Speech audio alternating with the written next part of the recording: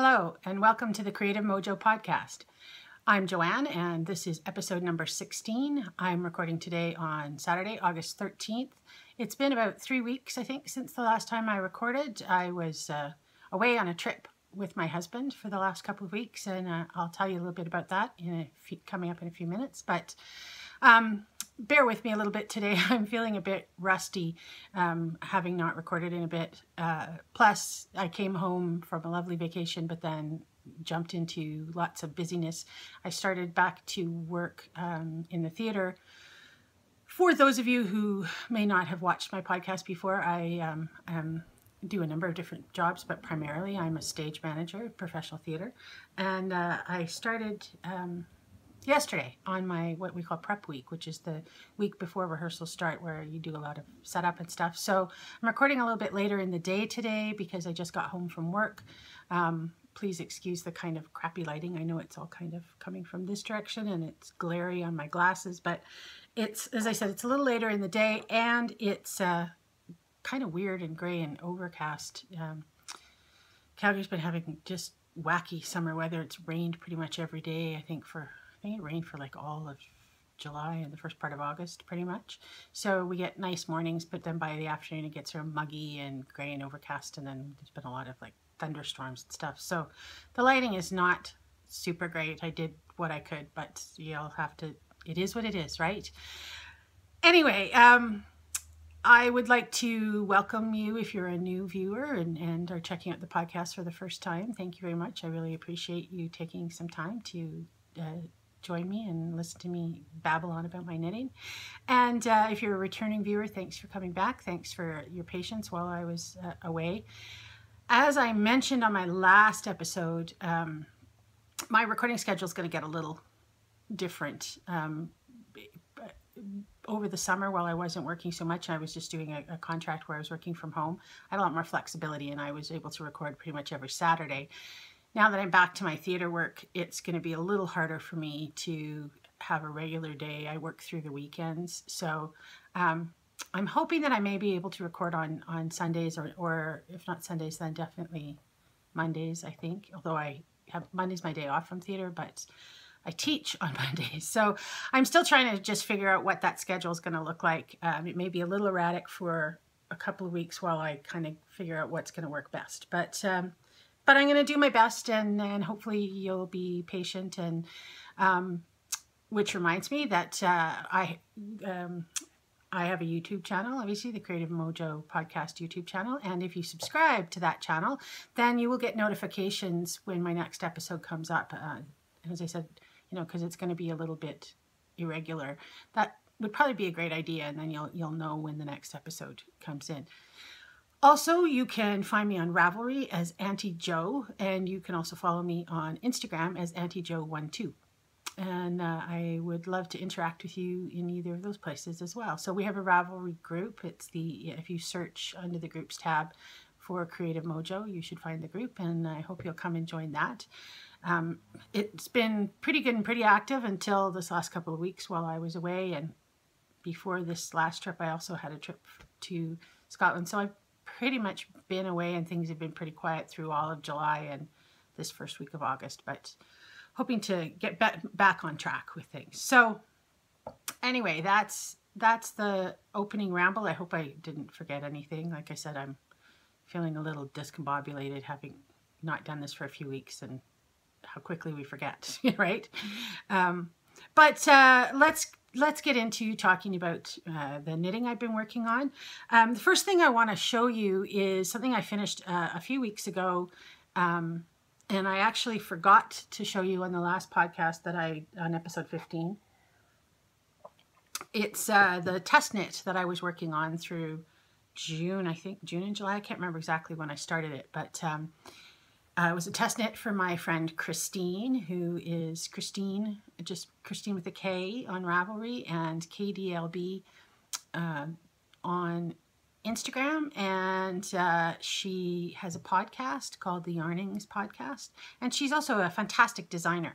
I'm going to talk a bit more about her when I talk about my trip, because we actually met up on my trip, which is fantastic. But She designed this shawl pattern that she asked me and a couple of other people to test it for her, and it's released now, so I get to show it to you finally.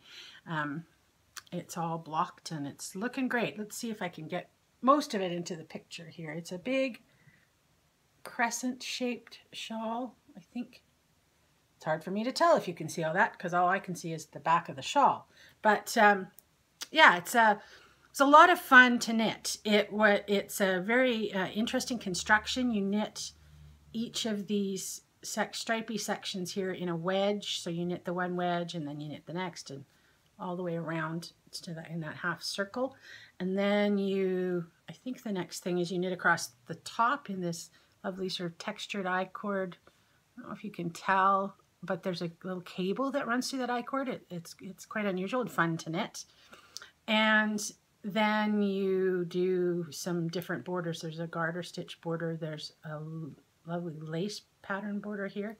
Let's see if we can show you a bit of that lace. It's really pretty. And then there's a little garter stitch at the bottom. Her design actually, and the one she did, have beads. I think down in the bottom here. I'm not a big fan of beading, so I opted not to do the beads.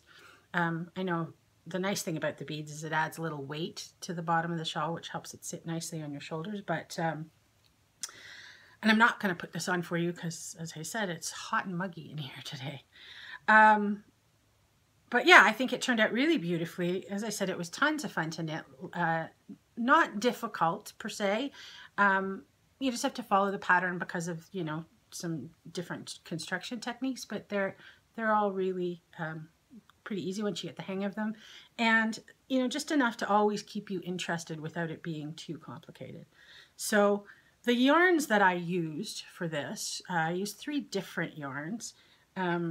She has it designed originally for 2 yarns, but when we were test knitting, we all found that myself and the other test knitters all kind of found that we used a bit more yarn than she was suggesting, and I was afraid I was going to run out of one of the yarns, so I ended up just doing a 3rd color. That way I knew I would have quite a bit left and I wouldn't have to worry about running out, and it turned out really beautifully, I think. So the yarns that I used were the stripe section here is done in 2 colors that are the burgundy. You can see it here in the bottom. The sort of burgundy color is Becoming Art, the Cielo fingering base, in the color Drink Me, which was a Alice in Wonderland colorway that Lisa Becoming Art did a few years ago. The gray is, it was called Fiberfile Yarns. It's now actually renamed Hadley House Studios. It's the Super Squish Sock. It's really a nice yarn. And this color was Mithril. And then the blue was Ancient Arts, which is an Alberta local to me dyer, although she's all over the place. I think you can get her yarns. Oh, I think you can get them at the Loopy U, among many other places. And I love her. There's her there. I think it's a there. Their stuff is fantastic. I love Ancient Arts. And this was a BFL nylon base called Adire, I think. That's the colorway. And the BFL is a little bit of a thinner. These 2 are a little bit plumper of a yarn, but it didn't really matter because I only used the blue for the I-cord edging and then for the lace here. So particularly with the lace, it didn't matter that this was ever so slightly a thinner yarn than the other 2. And BFL doesn't have necessarily quite the same bounce and stretch as a merino does, but it turned out beautifully. It blocked out really nicely. I'm not sure what I'm going to do with it yet. I think it's going to be probably a gift. I have so many shawls, so this probably is going to go into the pile for a Christmas gift. But anyway, so yeah, that's the Superpower shawl. As I said, it's now available on Ravelry, and I think that Christine has offered to donate a copy of this pattern for the podcast. So I'm going to get that set up, and I'm going to put a thread in our Ravelry group. And if you're interested in getting a copy of this, go and check that thread out, and there'll be some kind of prompt there. I know exactly what yet, but enter into that. You just have to be a member of the group to enter. And Christine's got a knit along going on now for this shawl. It just started pretty recently. I don't know how long it lasts. I'll find out the information and put it in that thread, I think.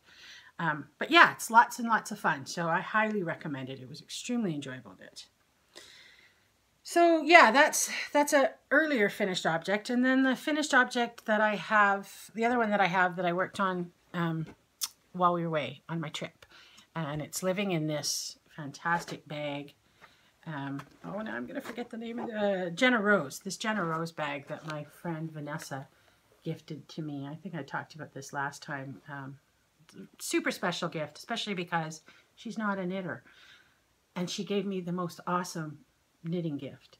It's just very thoughtful of her. She's the artistic director of the theater company that I work for a lot, and a friend of mine as well. And I've worked with her on a number of shows that she's directed. And she's been the recipient of some knitted gifts. A couple of things I knitted for her, and a couple of things, I think at least a sweater I knitted for her little boy when he was a baby. He's, gosh, I think he's 5 now. Long outgrown the sweater. But she just gifted this to me for no reason. She just, one day she texted me and said, hey, what's your address? I'm sending you something. And this showed up in the mail about 10 days later. And it was awesome.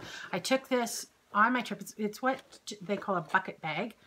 It's lovely printed canvas. And it went on the trip with me, and it was so perfect because it held more than one knitting project. Usually there were 2 knitting projects inside it. It's nice and big on the inside, you can see. So I had my knitting project. It had, well, it still has like some hand cream in it. I stuck my phone often in it, in the bottom, and my glasses and my sunglasses and whatever else. And I just sat it on the floor of the car, sort of at my feet, and I could work in the car and just toss all my stuff in there. And it was so great. I just love this bag so much. It doesn't have a closure. It has these nice little leather handles on it. So it's not necessarily something that's super great if you were out and about and running a lot of things, in terms of it doesn't close, and you can't, if you put it into another bag, you'd have to have a fair size bag and you'd have to carry it. But it is ideal for, you know, it would make a great sort of bucket bag for knitting at home. Plus, like I said, it was just genius for the car.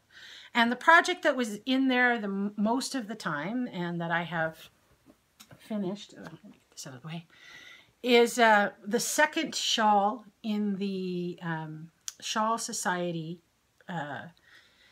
If you don't know about the Shawl Society, it's a 6-month club, essentially, run by Helen Stewart, who's the Curious Handmaid, and a fantastic shawl designer. And she's got a club where you join and you buy in for 6 months worth of patterns. You get 1 pattern a month for 6 months. This is pattern number 2. I didn't quite finish it in time. There's sort of 2 knit-alongs. One is for each shawl, and you have kind of a month to knit it, but then there's the 6 months to knit all 6 of them. So I'm hoping I'll get all 6 done in time, although I missed the deadline on finishing this in the month by a couple of days, I think. And it hasn't been blocked yet, and you can see it hasn't had its ends woven in, but it is off the needles, and I'm really loving it. It's nice, pretty big. I knit the medium size of this. There were 2 sizes, medium and large. And I think the large was actually, yeah, it was just more, I think, of this stockinette part, or this garter stitch part, I think is all you did. But anyway, I wasn't completely sure of my yardage of my 2 yarns, so I opted for the medium. I actually think I could have done the large, because I haven't weighed them, but I have a decent little ball of each left. I would say I probably have 30 grams left of each, maybe something like that. The yarns that I used for this were Lichen and Lace, both yarns. Lichen and Lace is a Canadian yarn dyer. I highly recommend this yarn. This is just, I enjoyed working with this so much, and I can't wait to get more. She's out of Sackville, New Brunswick. For those of you who might not know Canadian geography so well, New Brunswick is on the east coast of Canada, with the Maritimes. And this is her 80/20 Superwash Merino Nylon. It's her sock yarn, 80/20 sock yarn base. And it's a nice, it's a heavier fingering weight. I think it's 115 grams and 420 yards. So it's a, you know, plump. It feels almost cashmere-y, which is really nice considering that it's not cashmere. But, and the color, this was rosewood, that color, and this color was citron. And it's not quite as neon-y green as it's showing up there. It's a little more yellow. It's fun. It's a hard color. Like, it's a hard color to photograph, and it definitely looks greener in different lights and golder and yellower depending on the lighting it's in. It's one of those, you know, morphing colors. Interestingly, I ended up with almost looks like anyway, pretty close to the same amount of both yarns left. So I'll be able to do a nice little something with those leftovers, I think. And the shawl turned out beautifully. I really enjoyed this. It'll grow quite a bit when I block it. There's a good stretch to it.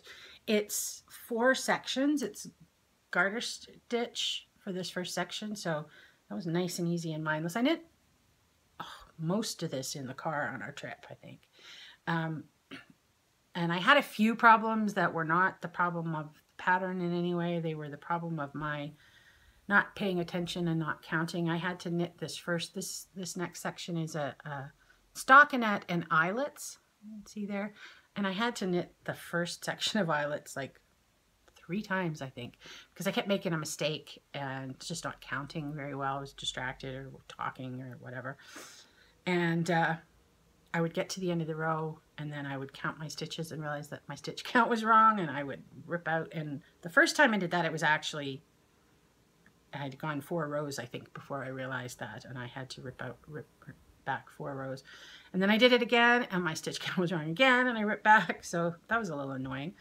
But that was just my own inability to pay attention. The next section of it is a ribbing section, which I also had to reknit at least once in the beginning for the same reason, which was my stitch count was just incorrect, or I can't remember which.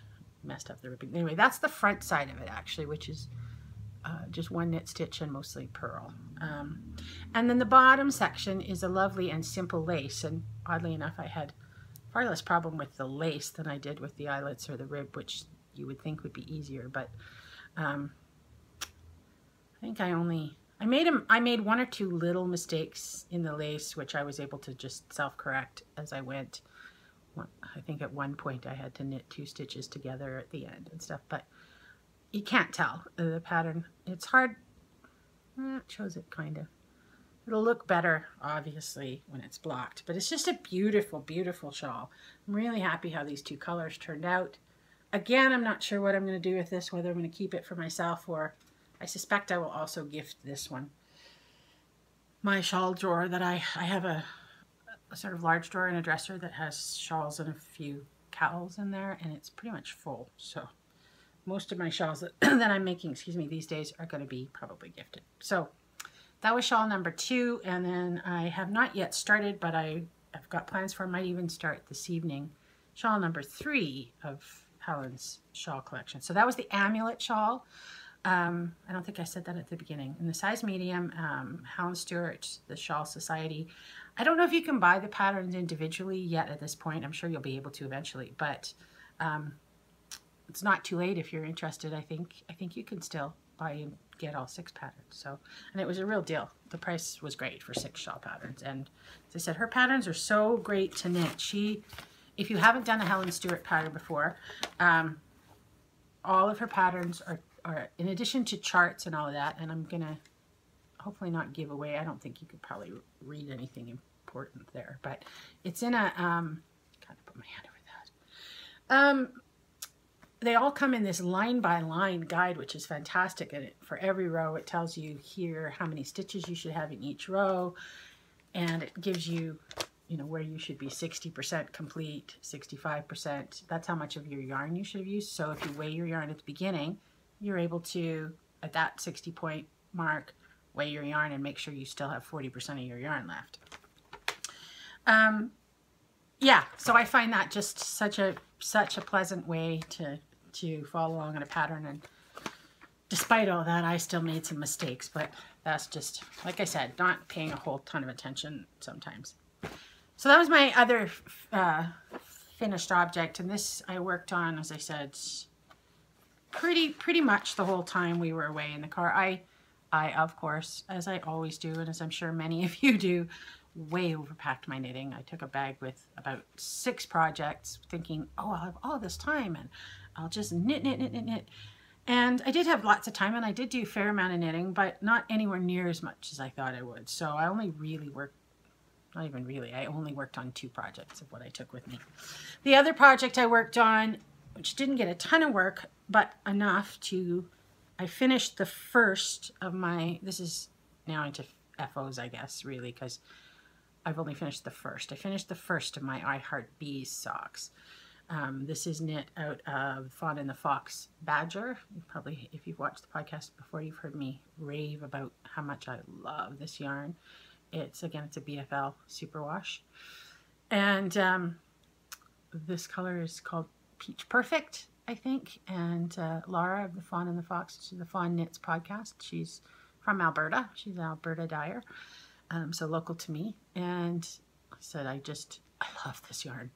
I have one more skein of it in my stash after this, and I may hoard it for a little while. I heard somebody on another podcast talk about hoarding like a dragon. I was like, oh yeah, I get that. So I made quite a few modifications to this pattern. I think I talked about this on my last podcast. I started this on my trip over to Scotland, and she actually calls for 2 different needle sizes, one for the cuff and one like a larger size for the cuff, and I think like a 2.5 millimeter for the cuff and a 2.0 millimeter for the leg. I thought I'd be so clever and then just do the whole thing in a 2.25. And then and it's a fairly big stitch count. I can't remember. Maybe I can look on the pattern. I think she starts off at the top of the leg there with where the pattern starts, after the cuff where the pattern starts. I think I knit on the medium size, which seemed the right size for me usually. But you start with, oh, I can't even remember, some ridiculous, like large number of stitches.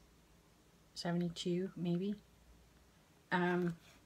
Anyway, it seemed like a lot of stitches to me. So initially I switched to the smaller size when I got to the leg. I did the cuff larger, because I do have a bit of a meaty calf, and with twisted stitches it draws it in quite a bit. So but I thought I was being smart, and I started out this pattern here with less stitches than my size called for. Figured out when I was about there that was a mistake, because I wasn't thinking about the fact that all these little beautiful little cables, this honeycomb pattern, really do draw this fabric in, and that I needed the number of stitches she called for, because of course she's the designer, she knows what she's talking about. And I say she, I can't remember the name of the designer. It's not terrible. Let's see if it's on my pattern. Vanessa Townley, yes. Anyway, so I ripped it back to the cuff, and I started again with the proper number of stitches, which was great. However, interestingly enough, and I don't know if this was maybe because I didn't go down quite as much in a needle size, although I have to say this part fits fantastically with the larger stitch count, with all those little cables. The leg actually fits really nicely. It's not too tight and it's not too loose. But then when I got to the heel, she doesn't have you reduce those number of stitches before you do the heel flap, and it's an eye partridge heel, which is very pretty, you can see, but it's a lot. Like there were 42 stitches here, which made for a very wide heel and a wide heel turn. You can see it is a little bit baggy, I will admit, there. And I started to realize quite quickly as I went into the gusset that that stitch count was going to make it too baggy through the rest of my foot, and then your sock starts to slip around a bit in your shoe, and it's not as comfortable, and all this, it's not great. So I decided I was going to decrease those stitches fairly quickly through the gusset. I was going to do extra gusset decreases, and I was going to reduce the stitch size down to, I'll tell you what I reduced it to. I'll put all these in my project page eventually when I finish the second sock, but I did, I reduced to 72 and eventually, so it was at 84 stitches is what I ended up with here. That's right. It was a large size, I guess, then. This is 84 stitches because it was 42 across here. I knew 84 stitches was going to be way too big once I got past my heel for sure. So I reduced to 72 stitches as I went through the gusset. And part of what I did, she is the pattern all the way through the foot. So part of what I did was I just did this triangular, because I was reducing and taking away stitches, I just decided to end the pattern early, and I made it into this beautiful little point, and then did the rest of the foot in stockinette. So when I got to there, I did one more set of decreases, and I did the rest of the foot with 68 stitches, and that fits much better. It's still a tiny bit loose, I would say, but nothing that I won't wear, you know. So it is it feels a tiny bit loose still through the heel, but I think they'll be fine. They may pull in a little bit when I wash them, who knows. But hopefully they won't block bigger, because that would suck. So I may see what happens if I toss them in the dryer a little tiny bit and see if they actually pull in a tiny bit. But I really enjoyed that. This is a really fun pattern to knit. It's not the fastest in the world because these are all, this honeycomb is all little cables. I do cabling without a cable needle, which helps a lot, but still not the fastest, but easy to memorize. Like I had it memorized very quickly and very easy to just sort of read your knitting and know what you need to do next. And lots of fun. So this was the other thing I worked on often through the latter part of my trip. We were at a guitar camp, which I will tell you a bit more about, and I worked on that quite a bit while we were there. So that's what I worked on my trip. Those are all my projects. I forgot. I do have actually one other finished object. Well, 99.9% finished. I thought it was completely finished till I pulled it out of the bag just now. I showed you these, I think, last time. I was finishing up sort of my monkey socks. I started I did this first sock ages ago. Monkey socks by Cookier. It's one of my favorite patterns ever. Love this pattern. And it's in Western Sky Knits Twinkle Sock, I think, in the color Pretty Bird. Double check the tag. Yeah, there it is. Already had it out. Yes, Twinkle Sock, which is a 75% merino, 20% nylon, and 5% stellina. And yes, it's Pretty Bird. And it's a beautiful colorway, this. Just beautiful. And I finished just before we left on a trip the second sock, although, as I said, when I pulled it out of the bag, I realized I finished it. I neglected the Kitchener, the toe. So it is all done. It still has the needles in it. It just needs a Kitchener across the toe. I didn't figure that out until I sat down to podcast, so otherwise I would have done it before. But yes, I'm going to consider those a done, an FO. I'll do that up tonight, and not that I have any need to wear wool socks yet, but so those are the projects that I've worked on. I have a couple of other things that I have been knitting. When I cast off that shawl the day after we got home, I think, I sort of have been putting in a few rows here and there on a few pairs of vanilla socks that I've had on the go for a while, but nothing worth showing you, and I haven't started anything new. Because I'm ready to start the new Shawl Society shawl, but I wanted to show you the yarn first, because on my trip I bought a lot of yarn. Shock and surprise, right? It's my favorite thing anytime I go places where there are yarn stores, particularly if I try nowadays not to buy yarn when I'm away that I could buy here, right? So I try not generally to buy commercial yarns or anything that's carried in local yarn stores here. But if it's yarn that I can't get my hands on regularly, that, you know, I might have to buy off the internet and pay shipping for, and it's so nice to actually see the yarn in person. So that's what I end up buying. And I sort of think of it as my souvenirs when I'm traveling. And so that's what I did. but I went a little crazy, as you'll see. So the trip we were on, my husband is a professional musician. He's a blues guitar player. The music that you hear in the opening credits of my podcast is a piece that he composed for a theater piece that we worked on together. And he's a singer-songwriter, plays guitar, mandolin, and he plays pretty much if it's got strings on it, he can play it. And that's what he's done professionally all his life, pretty much. He took some time out here in a couple of spots where he worked on ranches in British Columbia and in Alberta a bit.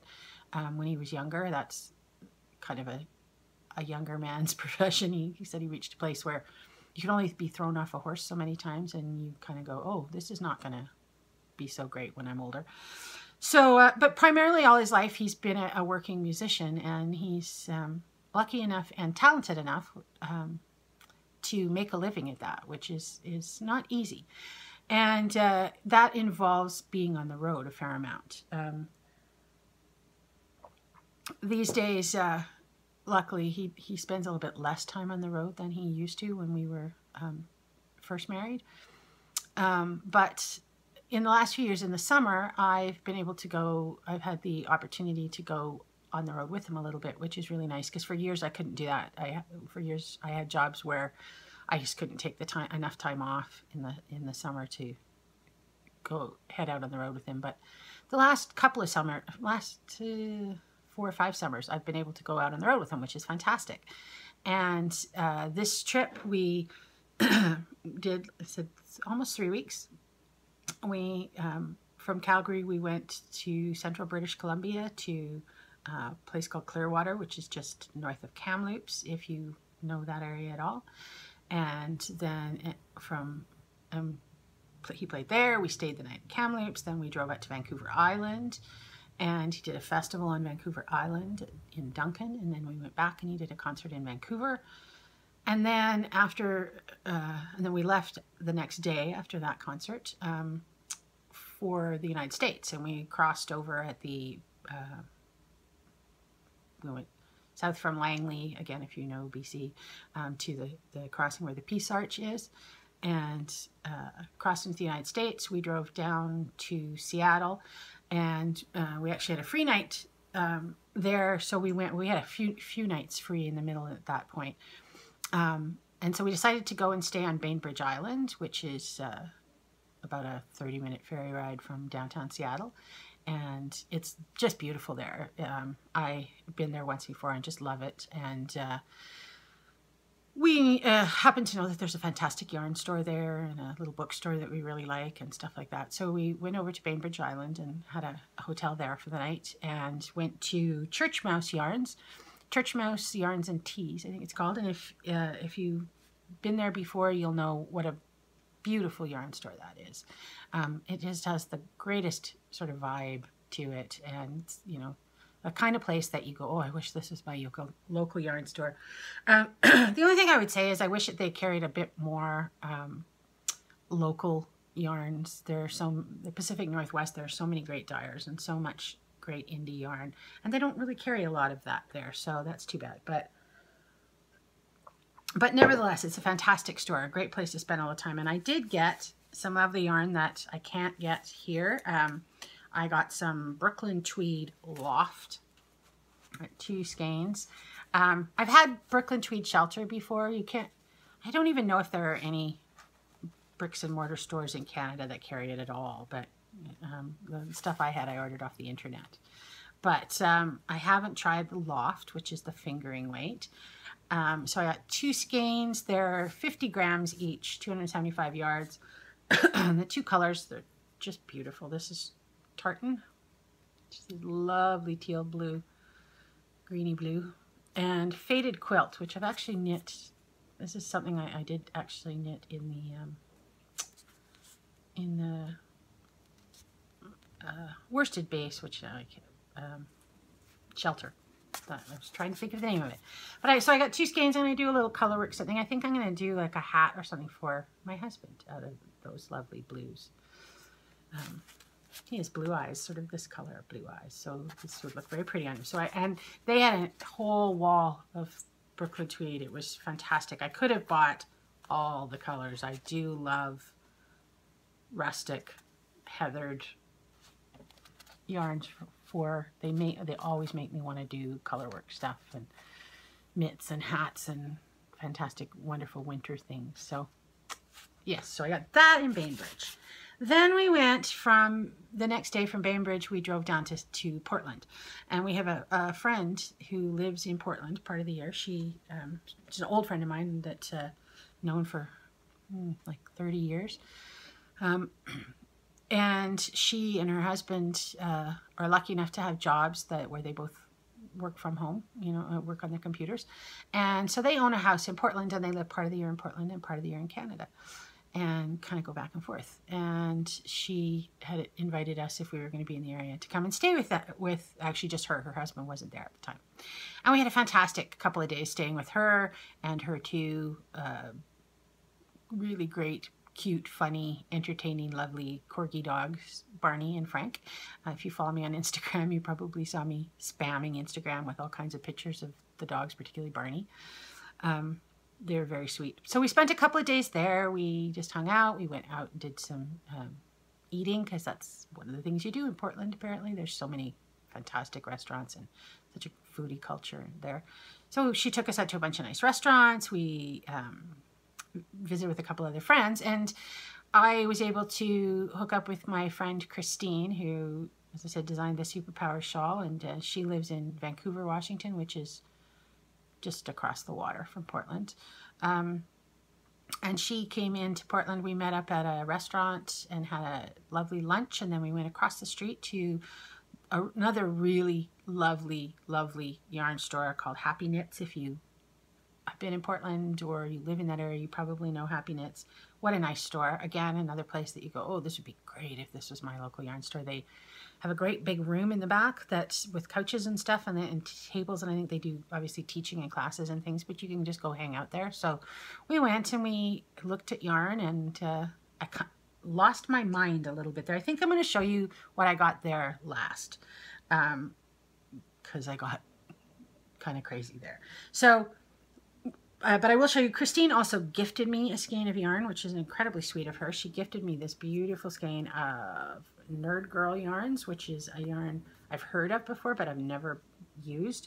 It's really pretty. You can see with the, like, it's blue greens up here into maroons and dark reddy browns down below. I love this, and I think it will probably be some really lovely socks. I might... Well, I think I'll try and finish a couple of my vanilla socks that I still have on the needles, but I think this will get cast on soon because I really like this, and it'd be fun to knit this up and think about my lovely visit with Christine while I do that. So anyway, a couple of days in Portland, fantastic time there, and then we left Portland and we went back to the sort of Seattle area and kind of around the water, Puget Sound, to a couple of spots. Tim had a couple of gigs in that area, and we ended up, our final destination was Port Townsend. And what a fantastic place that is. It's kind of right on the tip of the water, tip of the Straits of Juan de Fuca, maybe, I can't remember. Anyway, but it's right on the sort of part that juts out of the bottom of Puget Sound there. It's fantastic, funky little town. It's an old Victorian seaport, waterport, shipping port. It's a port town. It's called Port Townsend, duh. And the old part of downtown are these fantastic, beautiful old Victorian buildings. I will put a few pictures at the end of this podcast. I think I'm looking at the time. Or maybe I'll put up a separate video, one or the other, and show you, because it was just so beautiful. And there were a couple of yarn stores there. I'm getting ahead of myself though. So we were there for a week. There's a place called Fort Worden, which was an old fort, not fort, but military installation. a more modern version of a fort that was built in, I think, around the turn of the century, and was an active military fort until the 50s. And now it's a state park, and it's got all those fantastic old buildings, the barracks and the officers' houses and all that kind of stuff is all still there and taken pretty good care of, and they're slowly sort of restoring some of those buildings. And it's an art center and state park, as I said, and people can camp there, and they have all kinds of art programming. So the whole town is actually a very artsy community. Like when you come into town and you see the Welcome to Port Townsend sign, it says like Welcome to Port Townsend, Victorian Seaport and Arts Community, I think, or something like that. And they run the Port Townsend Blues Week Festival there every beginning of August. And it's a week-long camp where people come from all over, primarily the United States, and although there were some other Canadians there, and they people come and take classes from people who are experts at teaching different styles of acoustic blues, guitar, mandolin, banjo, fiddle, piano. I can't even remember. There was like 180 students, and then there was about 25 instructors, and my husband was there as one of the instructors. So that was fantastic. We were there for a week.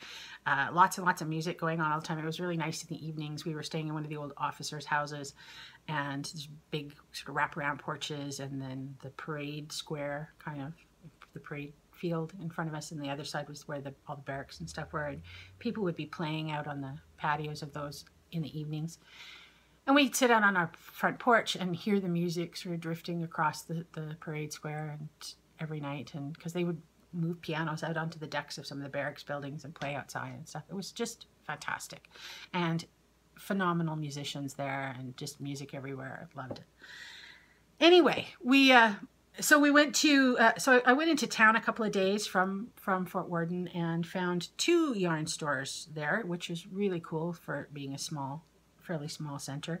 As I said, it's very artsy. So the 2 stores I found were Diva Yarns and Bazaar Yarns. And the first day I found Diva Yarns, and I went there and I got this, which I just think is so pretty and so like ready for fall, y'all.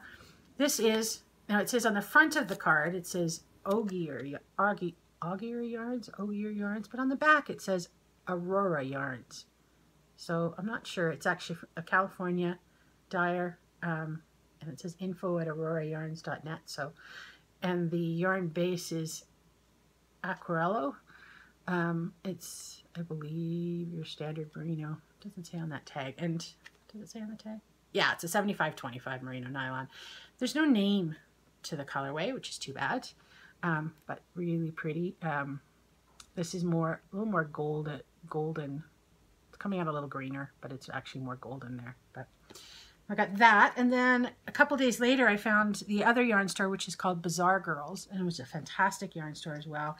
And what I started looking for was some local to that area yarns, and in Bazaar Girls they had that, and I was so excited. So I got 2 skeins to do the next. This is the yarn I'm going to use for my next Shawl Society shawl, which is the Asana shawl, and it takes 2 skeins of fingering, or I think you can do it in lace weight as well. This is so pretty. So this is Jorstad Creek Yarns, which is a Washington State dyer, kind of local to that area. And the base is called Hebrides, and it's a 75% merino, superwash merino, and a 25% tussa silk. It's beautiful shiny, and the color is called Toffee. And I just love it. I got 2 skeins of that, and I think that will make a beautiful neutral shawl. So yeah, I'm going to wind these up tonight and start in on that shawl today or tomorrow. So I got that. So the last thing I have to show you is the yarn I got in Portland. So as I said, Christine and I went to Happy Knits, and I really knew that I wanted to get, and I told her that I wanted to get some Portland yarns. So so that was one of the reasons why we chose Happy Knits as the store to go to. I know there's several stores in Portland. And when we walked in, I saw all this black trillium black trillium fibers. And I've seen that people on other podcasts use. I've seen Christine knit with it. I've heard people talk about it, but I haven't actually seen it in person, and I've never used it before. And they had DK and merino, and, or not merino, but worsted and fingering, and they had so many different bases, which I got all excited about. But really, I fell down on the fingering, which is always my default. And I was pulling out different skeins of yarn and going, oh, I love this one, and oh, this one's pretty, and oh, this.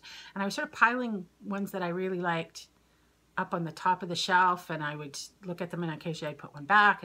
But I ended up with quite a pile on the top of the shelf, and I was like, oh, I don't know which ones to get. They're all so gorgeous.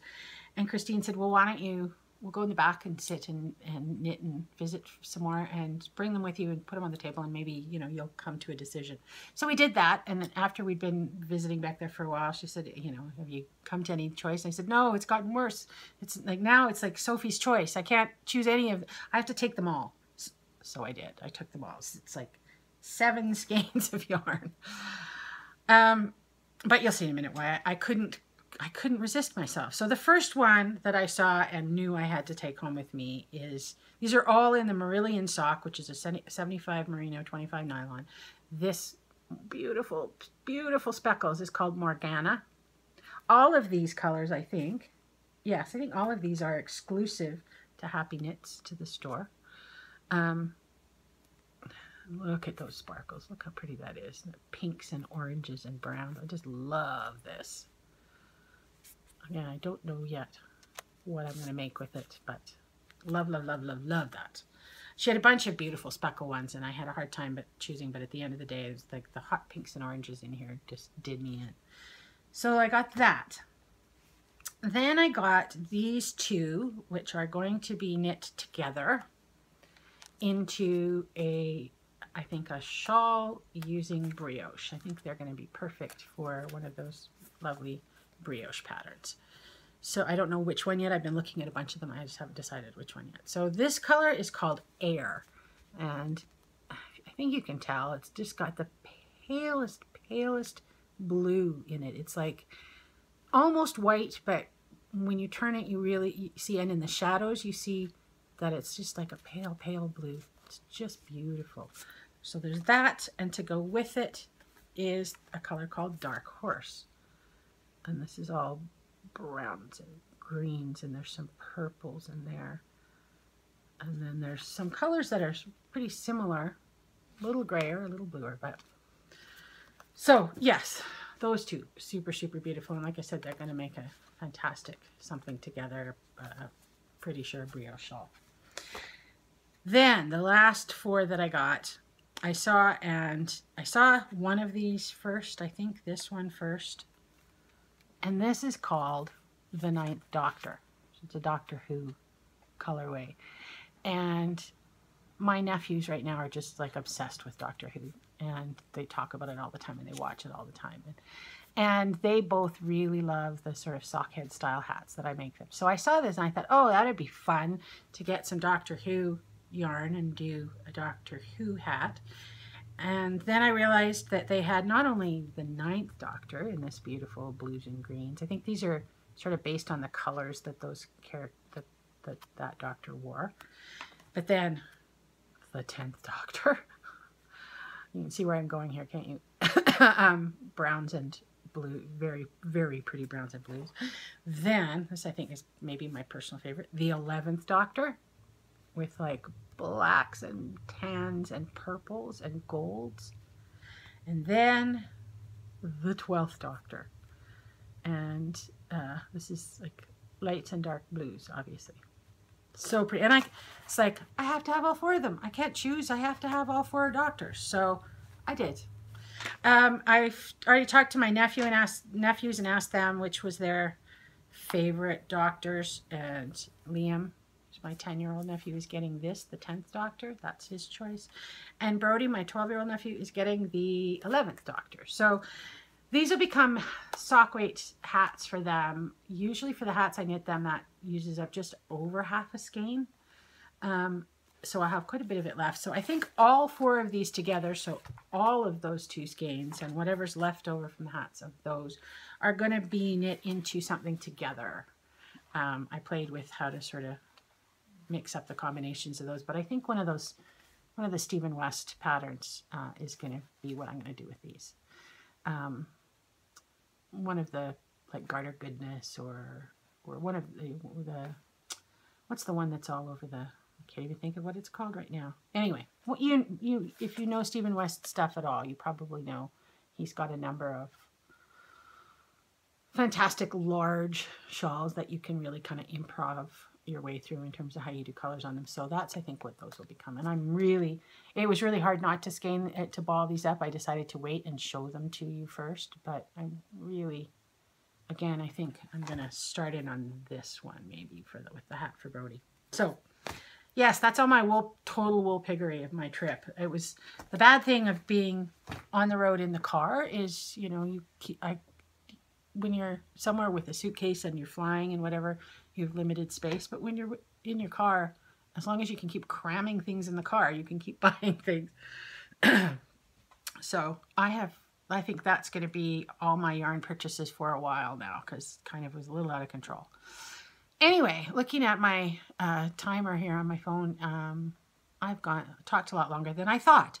So I'm going to call it a day. I'm going to start a new cowl, but I think I'll wait till the next recording, and I'll probably start that either the next recording or the beginning of September. I mentioned last time that I want to do a Don't Put Baby in the Corner cowl, where we'll pick your most beautiful skein of yarn that you've been hoarding like a dragon, like I said, or go to your local yarn store and buy something that just you think is incredibly beautiful, or whatever. I'll talk about it in more detail, but it'll be a single skein, can be any weight, and it can be any pattern you want with it. So you can start thinking about what yarn you might want to do for that, and we'll get into a bit more details. So yeah, that's everything for now. Thanks for sticking with me, and I'm happy to be home now. And 3 weeks on the road was a lot of fun, but it's a lot of time in and out of hotels and living out of a suitcase and stuff. So I'm glad to be home. Not so glad to be starting work, but I got to pay for my yarn habit somehow, right? And yeah, I look forward to seeing you all soon. Like I said, it'll be about a week. I'll figure out when I'm going to record next, but I would say at the most about 10 days. So until then, happy knitting.